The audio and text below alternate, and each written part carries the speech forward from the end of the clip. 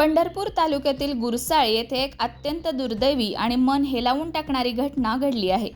विहिरीत पडून 2 चिमुकल्या मुलांचा बुडून मृत्यू झाल्याने संपूर्ण परिसरात शोककळा पसरली आहे। मिळालेल्या माहितीनुसार गुरसाळे येथे मागील काही दिवसांपासून संत बाळूमामांच्या मेंढरांचे वास्तव्य आहे।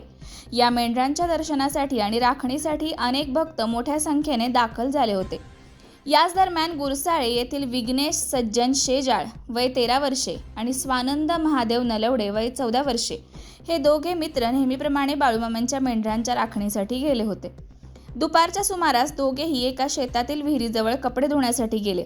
कपडे धुत असताना अचानक त्यांचा पाय घसरला आणि दोघेही खोल विहिरीत पडले। विहिरीतील पाणी खोल असल्याने दोघांनाही बाहेर पडता आले नाही आणि दुर्दैवाने त्यांचा बुडून मृत्यू झाला।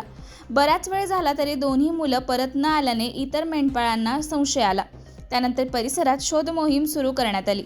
अखेर विहिरीत शोध घेतल्यानंतर दोन्ही मुलांचे मृतदेह बाहेर काढण्यात आले। या घटनेची माहिती मिळताच परिसरात एकच खळबळ उडाली।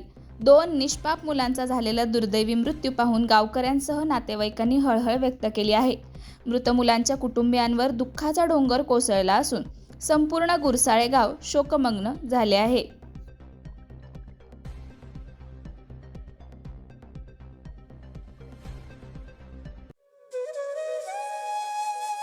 अशाच नवनवीन अपडेट्ससाठी आमच्या खबर गावाकडची या चॅनेलला सबस्क्राईब करा, आमचे व्हिडिओ लाईक करा आणि शेअर करा। धन्यवाद।